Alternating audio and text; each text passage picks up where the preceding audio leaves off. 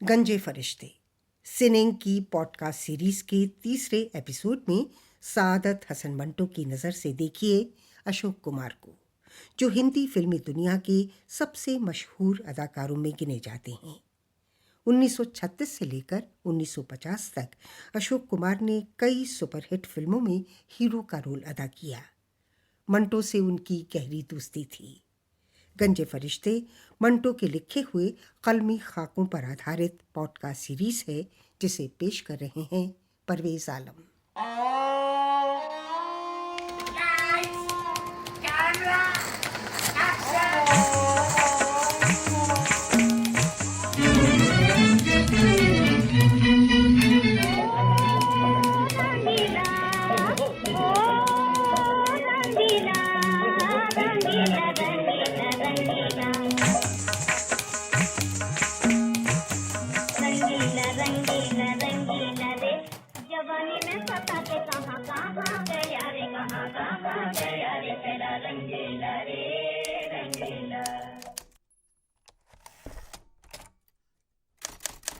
नजमुल हसन जब देविका रानी को ले उड़ा तो बंबई टाकीज में अफरा तफरी फैल गई। फिल्म का आगाज हो चुका था। चंद मनाजिर की शूटिंग पाए तकमील को पहुंच चुकी थी कि नजमुल हसन अपनी हीरोइन को सेलुलाइट की दुनिया से खींचकर हकीकत की दुनिया में ले गया। बंबई टाकीज में सबसे ज्यादा परेशान और फिक्रमंद शख्स हिमांशु राय था, देविका रानी का शौहर और बंबई टाकीज का दिलो दिमाग पसे पर्दा। एस मुखर्जी मशहूर जुबली मेकर फिल्मसाज अशोक कुमार के बहनोई थी। वो उन दिनों बंबई टाकीज में मिस्टर सावक वाचा साउंड इंजीनियर के असिस्टेंट भी थे। सिर्फ बंगाली होने की वजह से उन्हें हिमांशु राय से हमदर्दी थी। वो चाहते थे कि किसी न किसी तरह देविका रानी वापस आ जाए। चुनांचे उन्होंने अपने आका हिमांशु राय से मशवरा किए बगैर अपने तौर पर कोशिश की और अपनी मखसूस हिकमत अमली से देविका रानी को आमादा कर लिया कि वो कलकत्ते में अपने आशिक नजमुल हसन की आगोश छोड़कर वापस बम्बे टाकीज के आगोश में चली आए, जिसमें उसके जवाहिर की पनपने की ज्यादा गुंजाइश थी। देविका रानी वापस आ गई।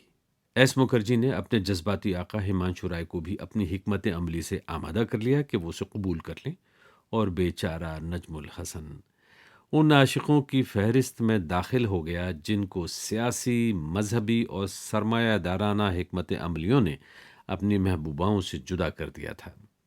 जेर तकमील फिल्म से नजमुल हसन को कैंची से काट कर रद्दी की टोकरी में फेंक तो दिया गया, मगर अब ये सवाल दरपेश था कि इश्क आशना देविका रानी के लिए सेलुलाइट का हीरो कौन हो। हिमांशु राय एक बेहद मेहनती और दूसरों से अलग थलग रहकर खामोशी से अपने काम में शब रोज मुनहमिक रहने वाले फिल्मसाज थे। उन्होंने बम्बे टाकीज की नींव कुछ इस तरह डाली थी कि वो एक बावकार दर्सगाह मालूम हो। यही वजह है कि उन्होंने बम्बई शहर से मुजाफात में एक गांव को, जिसका नाम मलाड है, अपनी फिल्म कंपनी के लिए मुंतखब किया था। वो बाहर का आदमी नहीं चाहते थे, इसलिए कि बाहर के आदमियों को मुताल्लिक उनकी राय अच्छी नहीं थी। नजमुल हसन भी बाहर का आदमी था। यहां फिर एस मुखर्जी ने अपने जज्बाती आका की मदद की। उनका साला अशोक कुमार बीएससी पास करके एक बरस कलकत्ते में वकालत पढ़ने के बाद बम्बे टाकीज की लेबोरेटरी में बगैर तनख्वाह के काम सीख रहा था। नाक नक्शा अच्छा था, थोड़ा बहुत गा बजा भी लेता था। मुखर्जी ने चुनांचे बरसबीले तस्करा हीरो के लिए उसका नाम लिया। हिमांशु राय की सारी जिंदगी तजर्बों से दो चार रही थी। उन्होंने कहा, देख लेते हैं। जर्मन कैमरामैन वर्शिंग ने अशोक का टेस्ट लिया। हिमांशु राय ने देखा और उसे पास कर दिया। German film director France Austin की राय उनके बरक्स थी, मगर बम्बे टाकीज में किसकी मजाल के हिमांशु राय की राय के खिलाफ इजहार ख्याल कर सके। चुनांचे अशोक कुमार गांगुली, जो उन दिनों बमुश्किल 22 बरस का होगा, देविका रानी का हीरो मुंतखब हो गया।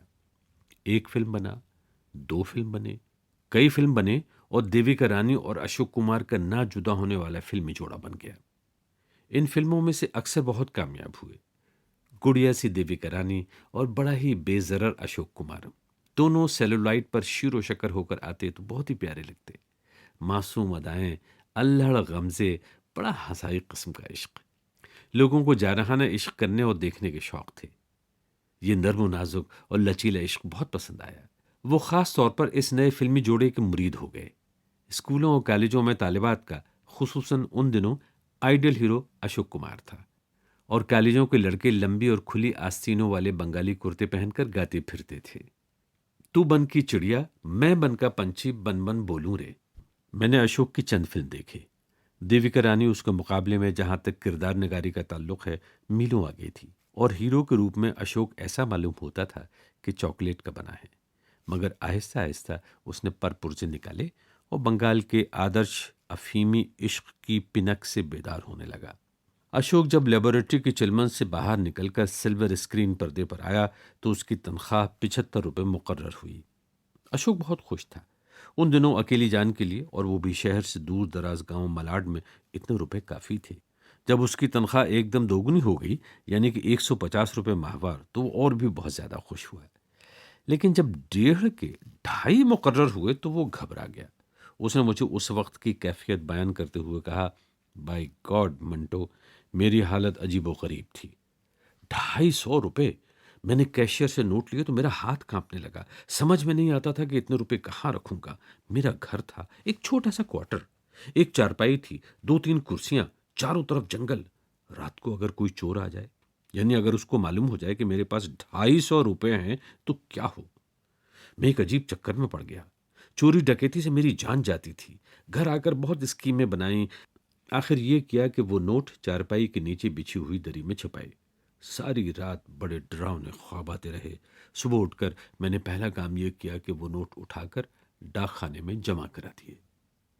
अशोक मुझे ये बात अपने मकान पर सुना रहा था कि कलकत्ते का एक फिल्मसाज उससे मिलने आया।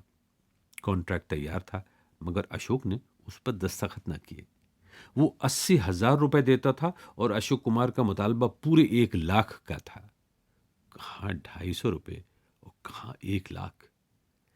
बम्बे टाकीज में अशोक के साथ साथ उसके बहनोई एस मुखर्जी ने भी तरक्की की। आदमी ज़हीन था। आसपास में जो कुछ भी होता था वो उसका बारीकी से मुताला करता था। आहिस्ता आहिस्ता प्रोड्यूसर बन गया। मामूली प्रोड्यूसर नहीं, बहुत बड़ा प्रोड्यूसर, जिसने बम्बे टाकीज के झंडे तले कई सिल्वर और गोल्डन जुबली फिल्में बनाई और मंजर निगारी में खास स्कूल की बुनियाद डाली। मैं इस सिंथ में उसको अपना उस्ताद मानता हूँ।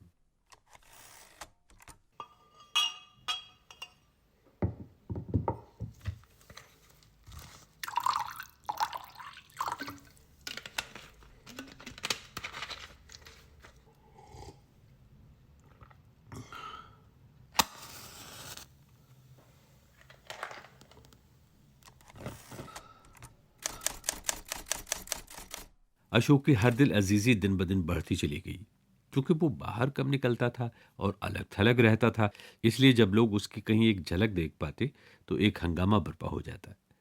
चलती ट्रैफिक बंद हो जाती, उसके चाहने वालों के ठठ लग जाते, और अक्सर औकात पुलिस के डंडे के जोर से उसे हुजूम की बेपनाह अकीदत से निजात दिलाना पड़ती। अशोक अपने अकीदतमंदों के वालिहाना इजहार को वसूल और बर्दाश्त करने के मामले में बहुत ही जलील वाक़ हुआ है। फौरन ही चिढ़ जाता है, जैसे किसी ने गाली दी है। मैंने उससे कई दफा कहा, दादा मुनि, तुम्हारी ये हरकत बड़ी वाहियात है। खुश होने के बजाय तुम नाराज होते हो। क्या तुम इतना भी नहीं समझते कि ये लोग तुमसे मोहब्बत करते हैं? लेकिन ये बात समझने के लिए शायद उसके दिमाग में कोई ऐसा खाना है ही नहीं।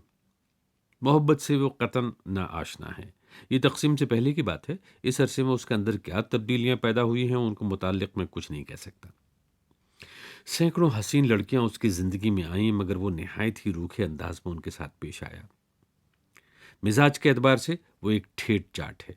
उसके खाने पीने और रहने सहने में एक अजीब किस्म का गंवारपन है।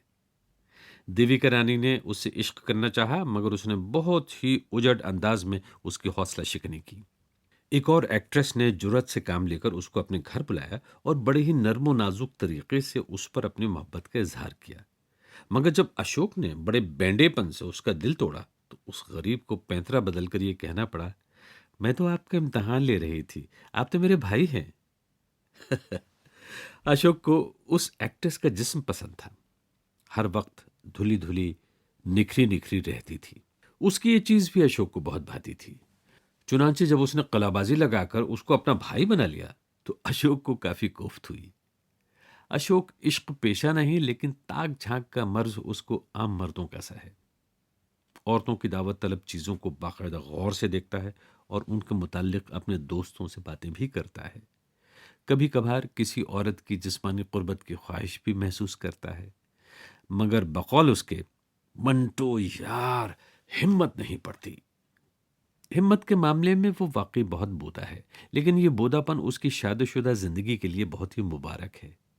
उसकी बीवी शोभा से अगर उसकी इस कमजोरी का जिक्र किया जाए तो यकीनन वो यही कहेगी, खुदा का शुक्र है कि गांगुली में ऐसी हिम्मत नहीं, और खुदा करे उसमें ये हिम्मत कभी पैदा भी ना हो।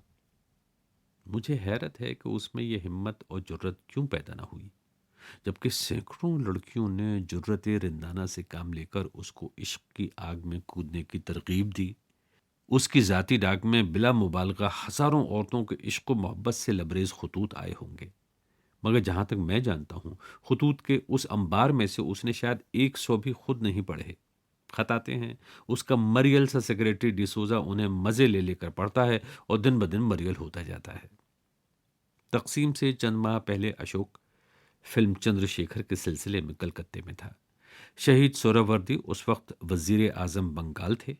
उनके यहाँ से 16 मिलीमीटर फिल्म देखने के बाद वो अपने डेरे लौट रहा था कि रास्ते में दो खूबसूरत एंग्लो इंडियन लड़कियों ने उसकी मोटर रोकी और लिफ्ट चाहिए। अशोक ने चंद मिनट की ये अय्याशी तो कर ली, मगर उसे अपने नए सिगरेट केस से हाथ धोने पड़े। एक लड़की जो शोखशंग थी, सिगरेट के साथ सिगरेट केस भी ले उड़ी। उस वाक़े के बाद अशोक ने कई बार सोचा कि उनसे राहो रस्म पैदा की जाए। बात मामूली थी, मगर उसकी हिम्मत न पड़ी। कोल्हापुर में गरज तलवार और ढाल किस्म का भारी भरकम हवन्नक फिल्म बन रहा था। अशोक का थोड़ा सा काम उसमें बाकी रह गया था। वहां से कई बुलावे आए, मगर वो न गया। उसकी तबीयत उस रोल से बहुत ही उचाट हो चुकी थी जो उसे अदा करने के लिए दिया गया था, मगर कॉन्ट्रैक्ट था। आखिर एक रोज उसे जाना ही पड़ा। साथ मुझे ले गया। उन दिनों मैं फिल्मिस्तान के लिए 8 दिन नामी फिल्म लिख रहा था।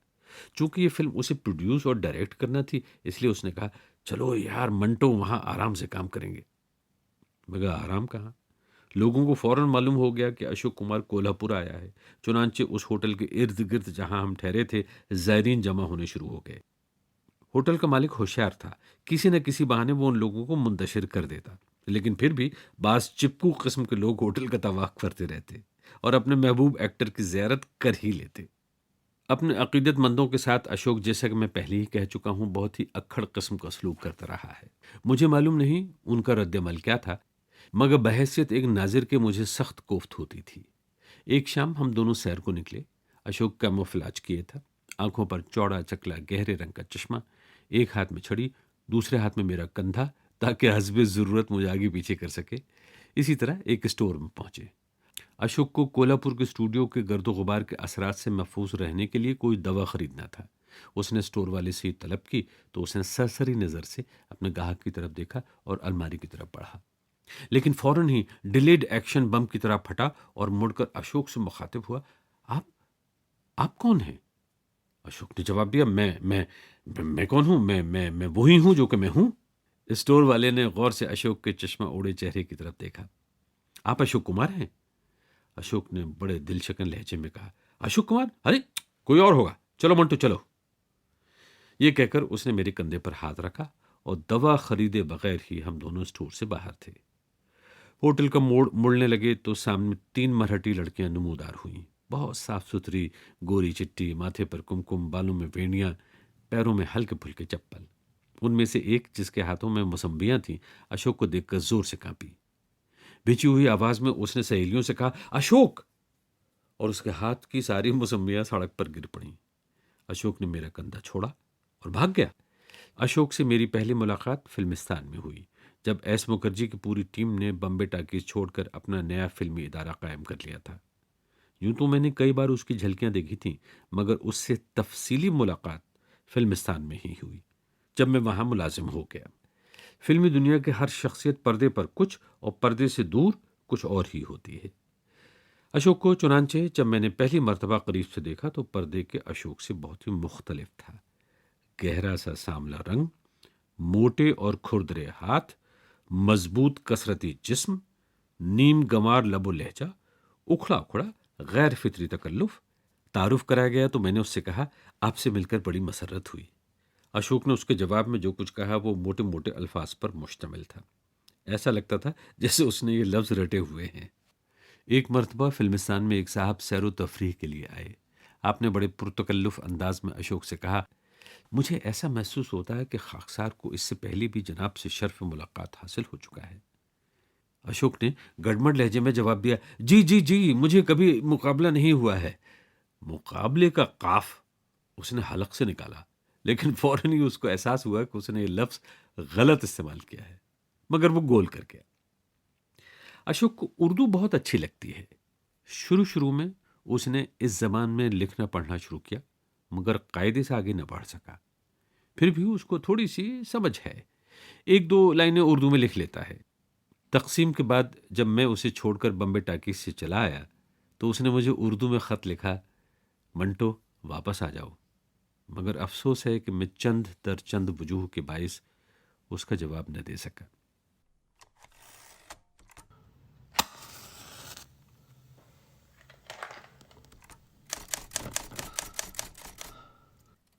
मेरी बीवी भी दूसरी औरतों की तरह अशोक कुमार की बहुत मद्दाह थी। एक दिन मैं अशोक को अपने घर ले आया। कमरे में दाखिल होते ही मैंने जोर से आवाज दी, सफिया आओ, अशोक कुमार आया है। सफिया अंदर रोटी पका रही थी। जब मैंने पे दर पे आवाजें दी तो वो बाहर निकली।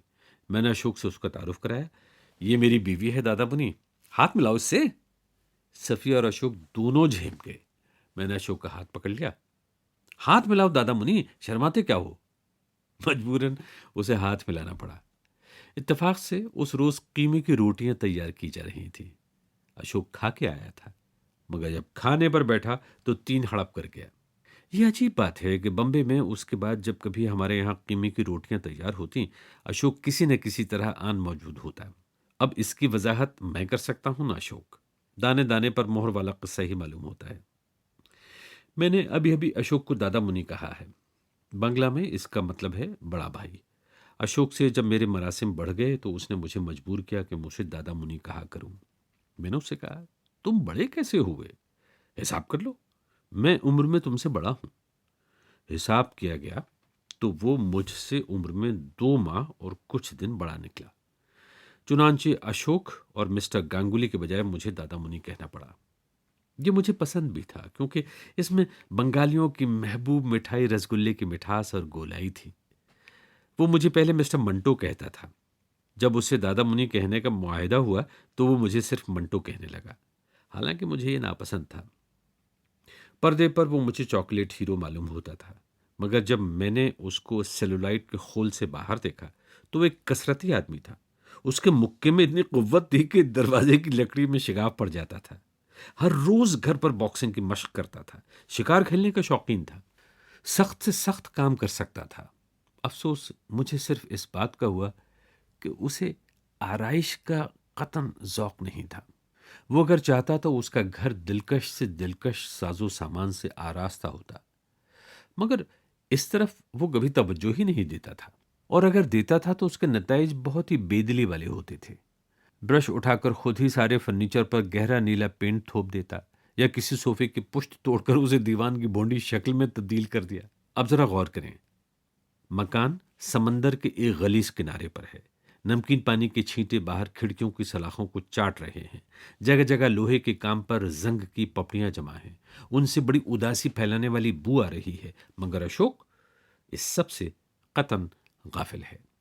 रेफ्रिजरेटर बाहर कॉरिडोर में पड़ा झक मार रहा है। उसके साथ लगकर उसका ग्रांडील एल्सेशियन कुत्ता सो रहा है। पास कमरे में बच्चे ऊधम मचा रहे हैं, और अशोक गुस्लखाने के अंदर पाट पर बैठा दीवारों पर हिसाब लगाकर देख रहा है कि रेस में कौन सा घोड़ा विन आएगा, या मुकालमों का पर्चा हाथ में लिए उनकी अदायगी सोच रहा है।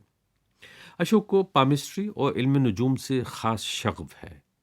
ये इल्म उसने अपने बाप से सीखा है। बहुत सी किताबें भी पढ़ी हैं। फुर्सत के औकात में वो शक्ल के तौर पर अपने दोस्तों की जन्म पत्रियां देखा करता है। मेरे सितारों का मुताला करने के बाद उसने एक दिन मुझसे सरसरी तौर पर पूछा, तुम शादीशुदा हो? मैंने उससे कहा, तुम्हें मालूम नहीं? उसने कुछ देर खामोश रहने के बाद कहा, जानता हूं, लेकिन देखो मंटो, एक बात बताओ। नहीं नहीं नहीं, तुम्हारे तो अभी औलाद ही नहीं हुई। मैंने उससे पूछा, बात क्या है, बताओ तो सही। उसने हिचकिचाते हुए कहा, कुछ नहीं, जिन लोगों के सितारों की पोजीशन ऐसी होती है उनकी पहली औलाद लड़का होती है मगर वो जिंदा नहीं रहती। अशोक को ये मालूम नहीं था कि मेरा लड़का 1 साल का होकर मर गया था। अशोक ने मुझे बाद में बताया कि उसका पहला बच्चा जो कि लड़का था, मुर्दा पैदा हुआ था। उसने मुझसे कहा, तुम्हारे और मेरे सितारों की पोजीशन करीब करीब एक जैसी है, और ये कभी हो ही नहीं सकता कि जिन लोगों के सितारों की पोजीशन ऐसी हो उनके यहाँ पहली औलाद लड़का ना हो और वो ना मरे। अशोक को इल्म नुजूम की सेहत पर पूरा पूरा यकीन है, बशर्ते के हिसाब दुरुस्त हो। वो कहा करता है, जिस तरह एक पाई की कमी बेशी हिसाब में बहुत बड़ी गड़बड़ पैदा कर देती है, उसी तरह सितारों के हिसाब में मामूली सी गलती हमें कहीं की कहीं ले जाती है। यही वजह है कि बहुत ही वसूख के साथ कोई नतीजा कायम नहीं करना चाहिए, क्योंकि हो सकता है हमसे गलती हो गई हो।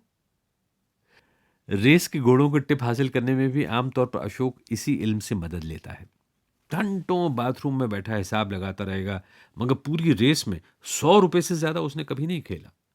और ये अजीब इत्तेफाक है कि वो हमेशा जीतता है। 100 के 110 हो गए, 100 के 100 ही रहे, मगर ऐसा कभी नहीं हुआ कि उस 100 में से एक पाई कभी कम हुई हो। वो रेस जीतने के लिए नहीं, महज तफरीह के लिए खेलता है। उसकी हसीन और जमील बीवी शोभा, 3 बच्चों की मां, हमेशा उसके साथ होती है। मेंबर्स एनक्लोजर में दाखिल होते ही वो एक कोने में अलग थलग बैठ जाता है। रेस शुरू होने से चंद मिनट पहले अपनी बीवी को रुपए देता है कि फला फला नंबर के टिकट ले आओ।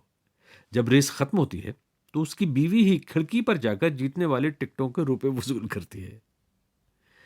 शोभा घरेलू औरत है, तालीम वाजिबी है। अशोक कहा करता है कि अनपढ़ है, मगर सिर्फ अजरा है मजाक। उसकी शादीशुदा जिंदगी बहुत ही कामयाब है। शोभा इतनी दौलत होने के बावजूद घर के कामकाज में मशगूल रहती है। ठेठ बंगालियों की तरह सूती धोती पहने और उसके पल्लू के एक कोने में चाबियों का ये बड़ा गुच्छा उड़से हुए वो हमेशा मुझे अपने घर में मसरूफ़ कार नजर आई। शाम को जब कभी विस्की का एक दौर चलता तो गजक की चीजें शोभा अपने हाथ से तैयार करती थी। कभी नमकीन पारे, कभी भुनी हुई दाल, कभी आलूओं के कतले। मैं जरा ज्यादा पीने का आदी था, इसलिए शोभा अशोक से कहती थी, देखो गांगुली, मिस्टर मंटो को ज्यादती मत देना, नहीं तो मिसेस मंटो हमको बोलेंगी। मिसेस मंटो और मिसेस गांगुली दोनों सहेलियां थीं। उनसे हम दोनों बहुत काम निकालते थे। जंग के बाईस बड़े अच्छे सिगरेट करीब करीब नापैद थे। जितने भी बाहर से आते थे सब के सब ब्लैक मार्केट में चले जाते थे। अब यूं तो हम आमतौर पर इस ब्लैक मार्केट से ही अपने लिए सिगरेट हासिल करते थे, मगर जब किसी वसीले सही कीमत पर कोई चीज़ मिल जाती तो हम अजीब व गरीब मसरत महसूस करते। मिसेस गांगुली जब शॉपिंग करने निकलती तो मेरी बीवी सफिया को कभी कभी अपने साथ ले जाती। करीब करीब हर बड़े दुकानदार को मालूम था कि मिसेस गांगुली मशहूर एक्टर अशोक कुमार की बीवी है। चुनांचे उसके तलब करने पर ब्लैक मार्केट की तारीख तहों में छिपाई हुई चीजें बाहर निकल आती थीं। यूं भी बम्बे के मर्द औरतों के मामले में काफी नरम दिल वाक़ हुए हैं। बैंक से रुपए निकलवाना हो, कोई रजिस्ट्री कराना हो, सिनेमा या रेलगाड़ी का टिकट लेना हो, मर्द पड़ा 1.5 घंटा सूखता रहेगा, लेकिन उसके मुकाबले में औरत को 1 मिनट भी इंतजार करना नहीं पड़ेगा। अशोक ने अपनी शोहरत और हर दिल अजीजी से शायद ही फायदा उठाया, मगर दूसरे बाज औकात उसके इल्म के बगैर उसके जरिए से अपना उल्लू सीधा कर लेते थे। राजा मेहंदी अली खान ने एक दफा बड़े ही दिलचस्प तरीके से अपना उल्लू सीधा किया। राजा फिल्मिस्तान में मुलाजिम था। मैं फिल्मिस्तान छोड़कर वली साहब के लिए कहानी लिख रहा था। एक रोज मुझे टेलीफोन पर अशोक के सेक्रेटरी ने बताया कि राजा मेहंदी अली खान बीमार हैं। मैं वहां पहुंचा तो देखा कि जनाब की बहुत बुरी हालत है। गला इस कदर खराब है कि आवाज ही नहीं निकलती। नकाहत का ये आलम है कि सहारा लेकर भी उठा नहीं जाता, और आप नमकीन पानी के गरारों और ओरिएंटल जाम की मालिश से अपना मर्ज दूर करने की कोशिश फरमा रहे हैं। मुझे शुभ सा हुआ कहीं डिप्थीरिया ना हो, चुनांचे मैंने उन्हें फौरन मोटर में लादा और अशोक को टेलीफोन किया। उसने मुझे अपने एक वाकिफ डॉक्टर का नाम बताया कि वहां ले जाओ। मैं राजा साहब को वहां ले गया। जांच के बाद मालूम हुआ कि वाकई वही खतरनाक मर्ज है। डॉक्टर साहब के मशवरे के मुताबिक मैंने फौरन ही छूत छात की बीमारियों वाले अस्पताल में उनको दाखिल करा दिया। टीके वगैरह दिए गए। दूसरे रोज सुबह मैंने अशोक को टेलीफोन पर राजा के मर्ज की नोयत बताई। जब उसने कोई तशवीश जाहिर न की तो मुझे गुस्सा आ गया कि तुम कैसे इंसान हो? एक आदमी ऐसे खौफनाक मर्ज में मुब्तला है, बेचारे का यहां कोई पुरसाने हाल भी नहीं, और तुम कोई दिलचस्पी ही नहीं ले रहे हो। अशोक ने जवाबन सिर्फ इस कदर कहा, आज शाम को चलेंगे उसके पास। टेलीफोन बंद करके मैं अस्पताल पहुंचा और देखा कि राजा की हालत पहले की निस्बत किसी कदर बेहतर है। डॉक्टर ने जो टीके कहे थे वो मैं ले आया था। ये उसके हवाले करके और दम दिलासा देकर मैं अपने काम पर चला गया। शाम को अशोक ने मुझे वली के दफ्तर में पकड़ लिया। मैं नाराज था, मगर उसने मुझे मना लिया। मोटर में अस्पताल पहुंचे। अशोक ने राजा से मौजरत तलब की कि वो बेहद मसरूफ था। इधर उधर की बातें हुई। उसके बाद अशोक मुझे घर छोड़कर चला गया। दूसरे रोज अस्पताल पहुंचा तो क्या देखता हूं, राजा राजा बना बैठा है। बिस्तर की चादर उजली, तकिए का गिलाफ उजला, सिगरेट की डिबिया, पान, सिरहाने के विंडो सिल पर फूलदान, टांग पर टांग रखे, अस्पताल का साफ सुथरा जोड़ा पहने राजा बड़े अय्याशाना तौर पर अखबार का मुताला कर रहा था। मैंने हैरत भरे लहजे में उससे पूछा, क्यों राजा, ये सब क्या? राजा मुस्कुराया। उसकी ये बड़ी बड़ी मूछें थर्राई। ये तो कुछ भी नहीं, अभी और देखना। मैंने पूछा, क्या? अय्याशी के सामान। कुछ रोज और मैं यहां रहा तो तुम देखोगे कि पास वाले कमरे में मेरी हरम सराय होगी। खुदा जीता रखे मेरे अशोक कुमार को। बताओ वो क्यों नहीं आया? थोड़ी देर बाद राजा ने बताया कि वो सब कुछ अशोक का जलवा है। अस्पताल वालों को पता चल गया कि अशोक उसकी बीमार पुरसी के लिए आया था। चुनांचे हर छोटा बड़ा राजा के पास आया। हर एक ने उससे एक ही किस्म के अलग अलग सवाल किए। क्या अशोक वाकई उसकी बीमार पुरसी के लिए आया था? अशोक से उसके क्या ताल्लुकात हैं? क्या वो फिर आएगा? कब और किस वक्त आएगा? राजा ने उनको बताया कि अशोक उसका बहुत ही गहरा दोस्त है। उसके लिए अपनी जान तक देने को तैयार है। वो अस्पताल में उसके साथ ही रहने को तैयार था, मगर डॉक्टर न माने। सुबह शाम आता, मगर कॉन्ट्रैक्ट कुछ ऐसे हैं कि मजबूर है। आज शाम को जरूर आएगा। अब उसका नतीजा ये हुआ कि खैराती अस्पताल के खैराती कमरे में उसको हर किस्म की सहूलत मैसर थी। वक्त खत्म होने पर मैं जाने ही वाला था कि मेडिकल स्टूडेंट लड़कियों का एक गिरोह कमरे में दाखिल हुआ। राजा मुस्कुराया, ख्वाजा, हरम सराय के लिए यह साथ वाला कमरा मेरा ख्याल है छोटा रहेगा।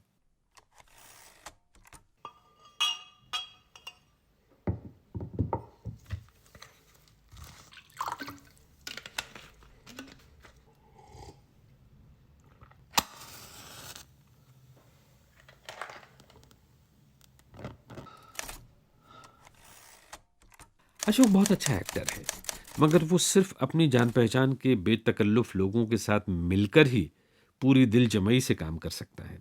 यही वजह है कि उन फिल्मों में उसका काम इत्मीनान बख्श नहीं है जो उसकी टीम ने नहीं बनाए। अपने लोगों में हो तो वो खुलकर काम करता है, टेक्नीशियनों को मशवरे देता है, उनके मशवरे कबूल करता है, अपनी एक्टिंग के मुतालिक लोगों से सवाल करता है, एक सीन को मुख्तलिफ शक्लों में अदा करके खुद परखता है और दूसरे की राय लेता है। एक दिन सावक वाचा आए, इधर उधर की बातें करने के बाद कहने लगे, सादत, एक कहानी लिख दो गांगुली के लिए। मेरी समझ में ना आया कि सावक का क्या मतलब है। अरे मैं फिल्मिस्तान का मुलाजिम था और मेरा काम ही कहानियां लिखना था। गांगुली के लिए कहानी लिखवाने के लिए सावक की सिफारिश की क्या जरूरत थी? मुझसे वहां फिल्मिस्तान का कोई जिम्मेदार रुकन भी कहता तो मैं कहानी लिखना शुरू कर देता। लेकिन बाद में मुझे मालूम हुआ कि अशोक चूंकि फिल्म खुद प्रोड्यूस करना चाहता है, इसलिए उसकी ख्वाहिश है कि मैं उसकी ख्वाहिश के मुताबिक कोई नहायत ही अछूती कहानी लिखूं। वो खुद मेरे पास इसलिए ना आया कि दूसरों से कई कहानियां सुन चुका था। बहरहाल सावक के साथ वक्त मुकर्रर हुआ और हम सब सावक ही के साफ सुथरे फ्लैट में जमा हुए। अशोक को कैसी कहानी चाहिए थी ये खुद उसको मालूम नहीं था। बस मंटो यार, ऐसी कहानी हो कि मजा आ जाए, इतना ख्याल रखो कि ये मेरा पहला फिल्म होगा। हम सब ने मिलकर घंटों मगज पाशी की, मगर कुछ समझ में ना आया। उन दिनों आगा खां की डायमंड जुबली होने वाली थी, जिसके लिए सावक के फ्लैट की परली तरफ ब्रेबॉर्न स्टेडियम में एक बहुत बड़ा पंडाल तामीर किया जा रहा था। मैंने इंस्पिरेशन हासिल करने की कोशिश की। सावक की सिटिंग रूम में सनम तराशी का एक नहायत ही उम्दा नमूना था, उसको भी दिमाग में घुमाया फिराया, अपने पुराने कारनामों पर नजर डाली, मगर कोई इंस्पिरेशन, कोई नतीजा बरामद ना हुआ। दिन भर की नाकाम कोशिश के बाद कोफ्त दूर करने के लिए शाम को बाहर टेरेस पर ब्रांडी का दौर शुरू हुआ। शराब के इंतखाब में सावक वाचा बहुत ही उम्दा ज़ौक़ का मालिक है। ब्रांडी चुनांचे जायका और कवाम की बहुत ही अच्छी थी। हलक से उतरते ही लुत्फ आ गया। सामने चर्च गेट स्टेशन था, नीचे बाजार में खूब चहल पहल थी। उधर बाजार के अख्ताम पर समंदर औंधे मुंह लेटा सुस्ता रहा था। बड़ी बड़ी कीमती कारें सड़क की चमकीली सतह पर तैर रही थीं और थोड़ी देर के बाद एक हाँपता हुआ सड़कें कूटने वाला इंजन नमूदार हुआ। मैंने ऐसे ही सोचा, खुदा मालूम कहाँ से ये ख्याल मेरे दिमाग में आन टपका कि अगर इस टेरेस से कोई खूबसूरत लड़की एक रुक्का गिराए इस नियत से कि वो जिसके हाथ लगेगा वो उससे शादी करेगी, तो क्या हो सकता है कि कागज का वो एक टुकड़ा एक बड़ी कार में जाकर गिरे, और यह भी हो सकता है कि उड़ता उड़ता सड़कें कूटने वाले इंजन के ड्राइवर के पास जा पहुंचे। हो सकने का यह तसलसल कितना दराज था और कितना दिलचस्प। कहानी तैयार हो गई, मगर उसकी शक्ल कुछ और ही थी। हसीना का लिखा हुआ रुका रहा, न सड़कें कूटने वाला इंजन। पहले पहले ख्याल था कि ट्रेजेडी होनी चाहिए, मगर अशोक चाहता था कि कॉमेडी हो, और वो भी बहुत ही तेज रफ्तार। चुनांचे दिमाग की सारी कुव्वतें उसी तरफ सर्फ होने लगीं। अब फिल्म का एक एक फ्रेम अशोक की हिदायत के मातहत तैयार होने लगा। बहुत कम लोग जानते हैं कि 8 दिन नाम की ये फिल्म तमामो कमाल अशोक की डायरेक्शन का नतीजा थी। लेकिन पर्दे पर डायरेक्टर का नाम D.N. पाई था, जिसने इस फिल्म का 1 इंच भी डायरेक्ट नहीं किया था। बम्बई टाकीज में फिल्म डायरेक्टर को बहुत कम अहमियत दी जाती थी। सब मिलकर काम करते थे। जब फिल्म नुमाइश के लिए पेश होता तो एक कारकुन का नाम बतौर डायरेक्टर के पेश कर दिया जाता। अशोक कुमार जितना अच्छा किरदार का है, उतना ही अच्छा हिदायतकार भी है। इसका इल्म मुझे 8 दिन की शूटिंग के दौरान में हुआ। मामूली से मामूली मंजर पर भी वो बहुत मेहनत करता था। शूटिंग से एक रोज पहले वो मुझसे नजरसानी किया हुआ सीन लेता और गुस्ल खाने में बैठकर घंटों उसकी नोक पलक पर गौर करता रहता। ये अजीब बात है कि बाथरूम के अलावा और किसी जगह वो पूरी तवज्जो से फिक्र तलब उमूर पर गौर नहीं कर सकता था। इस फिल्म में 4 नए आदमी बतौर एक्टर्स पेश हुए। राजा मेहंदी अली खां, उपेंद्र नाथ अश्क, मोहसिन अब्दुल्ला यानी वही पुरस्कार नैना के साबिक शौहर, और मैं। फिल्म तैयार होकर नुमाइश के लिए पेश हुआ तो कामयाब साबित हुआ। ये वो जमाना था कि हिंदुस्तान की तकसीम के लिए अंग्रेज रफ कापियों पर नक्शे बना रहा था। भूस में चिंगारी डाल ये बी जमालो अलग खड़ी होकर नुमाइश देखने के लिए जगह बना रही थी। मैंने जब बम्बई टाकीज में कदम रखा तो हिंदू मुस्लिम फसादात शुरू थे। जिस तरह क्रिकेट के मैचों में विकेटें उड़ती हैं, बाउंड्रियां लगती हैं, उसी तरह इन फसादों में लोगों के सर उड़ते थे और बड़ी बड़ी आगें लगती थीं। साबक वाचा ने बम्बई टाकीज की अबतर हालत का अच्छी तरह जायजा लेने के बाद जब इंतजाम संभाला तो उसे बहुत सी मुश्किलें दरपेश आईं। गैर जरूरी एलिमेंट को, जो मजहब के लिहाज से हिंदू था, निकालकर बाहर खड़ा किया तो काफी गड़बड़ हुई। मगर जब उसकी जगह पुर की गई तो मुझे मालूम हुआ कि सारी कलीदी आसामियां सब मुसलमानों के पास हैं। मैं था, शाहिद था, इस्मत चुगताई थी, कमाल अमरूही था, हसरत लखनवी था, नज़ीर अजमेरी, नाजिम पानीपति और म्यूजिक डायरेक्टर गुलाम हैदर थे। ये सब जमा हुए तो हिंदू कारकुनों में सावक वाचा और अशोक के खिलाफ नफरत के जज्बात पैदा हो गए। मैंने अशोक से इसका जिक्र किया तो हंसने लगा। मैं वाचा से कह दूंगा, वो एक डांट पिला देगा। डांट पिलाई गई तो उसका असर उल्टा हुआ। वाचा को गुमनाम खत मौसूल होने लगे कि अगर उसने अपने स्टूडियो से मुसलमानों को बाहर ना निकाला तो उसको आग लगा दी जाएगी। ये खत वाचा पढ़ता तो आग बगूला हो जाता था। साले मुझसे कहते हैं कि मैं गलती पर हूं। अरे मैं गलती पर हूं? मैं गलती पर हूं तो उनके बाबा का क्या जाता है? आग लगाएं तो मैं उन सबको उसमें झोंक दूंगा। अशोक का दिलो दिमाग फिरके वाराना तासुब से बिल्कुल पाक है। वो कभी इस सतह पर सोच ही नहीं सकता जिस पर आग लगाने की धमकियां देने वाले सोचते थे। वो मुझसे हमेशा कहता, मंटू, ये सब दीवानगी है, आहिस्ता आहिस्ता दूर हो जाएगी। मगर आहिस्ता आहिस्ता दूर होने के बजाय ये दीवानगी बढ़ती ही जा रही थी और मैं खुद को मुजरिम महसूस कर रहा था। इसलिए कि अशोक और वाजा मेरे दोस्त थे, वो मुझसे मशवरे लेते थे, इसलिए कि उनको मेरे खुलूस पर भरोसा था। लेकिन मेरा ये खुलूस मेरे अंदर सिकुड़ रहा था। मैं सोचता था, अगर बॉम्बे टाकीज को कुछ हो गया तो मैं अशोक और वाजा को क्या मुंह दिखाऊंगा। फसादात जोरों पर थे। एक दिन मैं और अशोक बम्बई टाकीज से वापस आ रहे थे। रास्ते में उसके घर देर तक बैठे रहे। शाम को उसने कहा, चलो मैं तुम्हें छोड़ाऊं। शॉर्टकट के खातिर वो मोटर को खालिस इस्लामी इलाके में ले गया। सामने से एक बारात आ रही थी। जब मैंने बैंड की आवाज़ सुनी तो मेरे औसान खता हो गए। एकदम अशोक का हाथ पकड़कर मैं चिल्लाया, दादा मुनि, तुम कहाँ निकले? अशोक मेरा मतलब समझ गया। मुस्कुराकर उसने कहा, कोई फिक्र ना करो। मैं क्यों कर फिक्र ना करता? मोटर ऐसे इस्लामी इलाके में थी जहां किसी हिंदू का गुजर ही नहीं हो सकता था, और अशोक को कौन नहीं पहचानता था, कौन नहीं जानता था कि वो हिंदू है। एक बहुत बड़ा हिंदू जिसका कत्ल मार का खेज होता। मुझे अरबी जबान में कोई दुआ याद नहीं थी। कुरान की कोई बड़ी मौजू मुनासिब आयत भी नहीं आती थी। दिल ही दिल में अपने ऊपर लानतें भेज रहा था और धड़कते हुए दिल से अपनी जबान में बेजोड़ सी दुआ मांग रहा था कि ऐ खुदा, मुझे सुरखरू रखियो। ऐसा ना हो कि कोई मुसलमान अशोक को मार दे और मैं सारी उम्र उसका खून अपनी गर्दन पर महसूस करता रहूं। ये गर्दन कौम की नहीं, मेरी अपनी गर्दन थी। मगर ये ऐसी जलील हरकत के लिए दूसरी कौम के सामने निदामत की वजह से झुकना नहीं चाहती थी।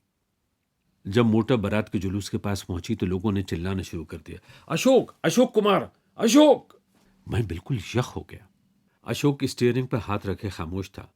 मैं खौफ पर काबू पाते हुए हुजूम से ये कहने ही वाला था कि देखो, होश करो, मैं मुसलमान हूं। अरे ये मुझे मेरे घर छोड़ने जा रहा है। कि दो नौजवानों ने आगे बढ़कर बड़े आराम से कहा, अशोक भाई, आगे रास्ता नहीं मिलेगा, उधर बाजू की गली से चले जाओ। अशोक भाई? अशोक उनका भाई था और मैं कौन था? मैंने दफातन अपने लिबास की तरफ देखा जो खादी का था।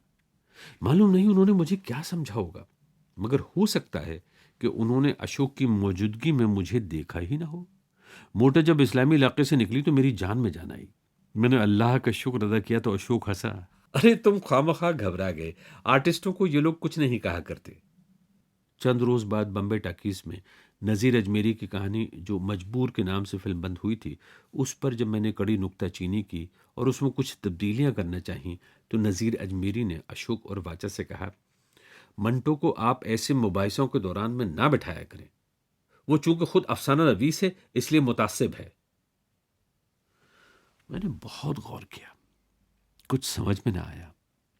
आखिर मैंने अपने आप से कहा, मंटो भाई, आगे रास्ता नहीं मिलेगा, मोटर रोक लो, उधर बाजू की गली से चले जाओ।